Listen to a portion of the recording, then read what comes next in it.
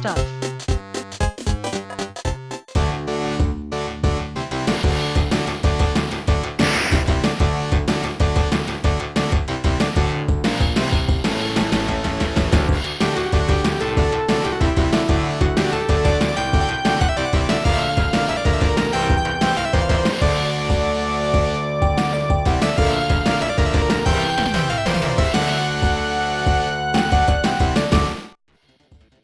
In the pantheon of arcade games, there are only a handful of titles that have truly achieved the status of legendary.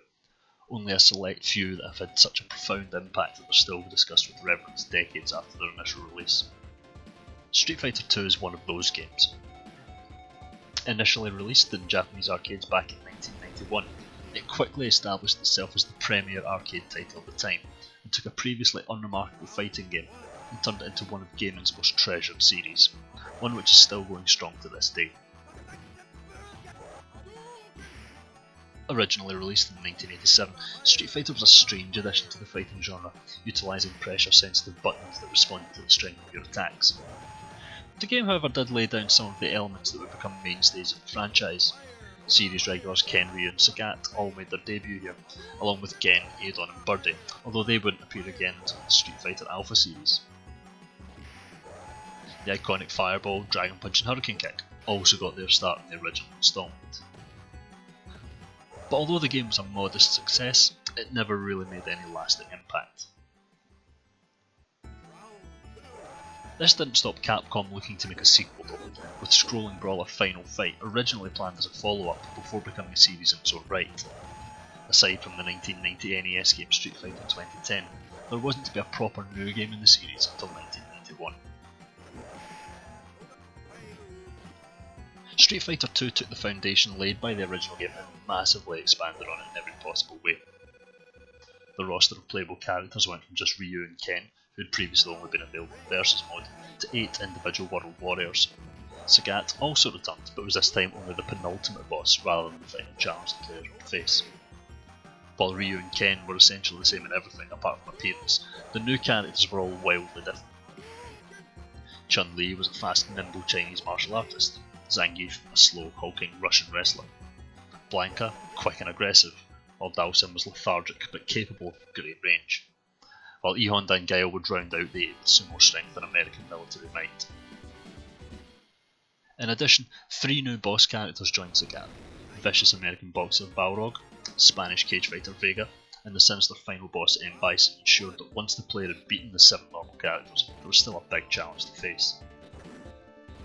The characters looked far better as well, the increased power and memory available on the CPS-1 system allowing for larger sprites, more detailed animations and individual movesets for each of them.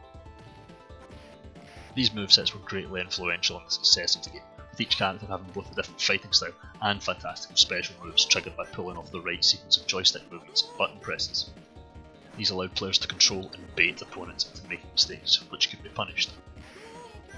One of the most influential contributions Street Fighter II would make to the fighting game genre was also tied to the control scheme, but it was one that came about entirely by accident. The ability to create combos, where one move flows naturally into another with a minimal window for the opponent to block it, was simply a glitch brought about by the way special moves were designed to be simple to pull off.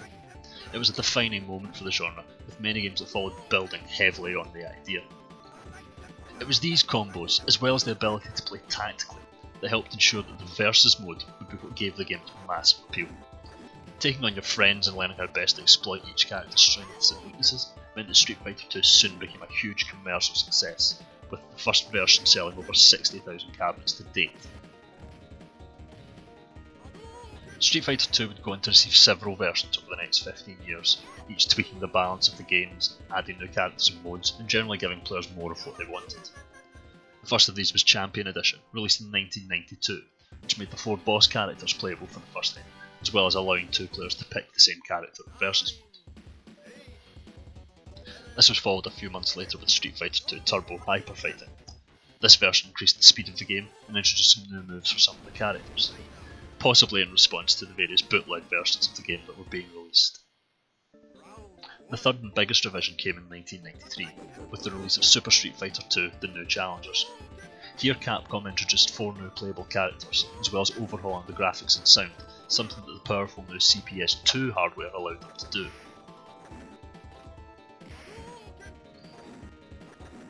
"1994 saw the last revision for almost 10 years, but it would have a major impact on the series going forward. The introduction of the Super Combo, highly powerful moves that can only be carried out once the player fills up a special gauge, would go on to become a staple of the series, allowing for bombastic and spectacular attacks.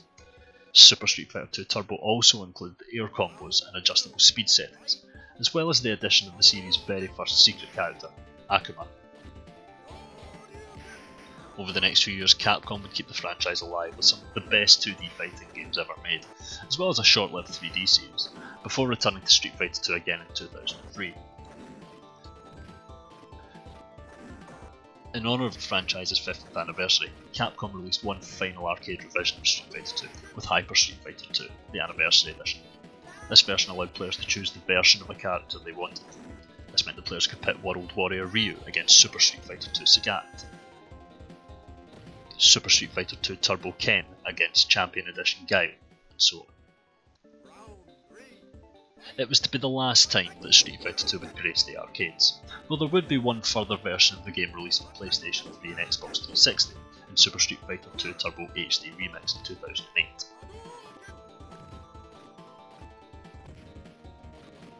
Since then the series has undergone a resurgence, with Street Fighter 4 bringing the fighting genre back to mainstream relevance, and the newly released Street Fighter 5 making a big push for the tournament scene. There's little doubt that the fighting game genre, and indeed the games industry as a whole, owes a whole lot to this iconic game. A quarter of a century later, it's still extremely playable, and while it may lack the bells and whistles of more modern games, it's still more than capable of punching buttons. Next time on Arcade Attacks.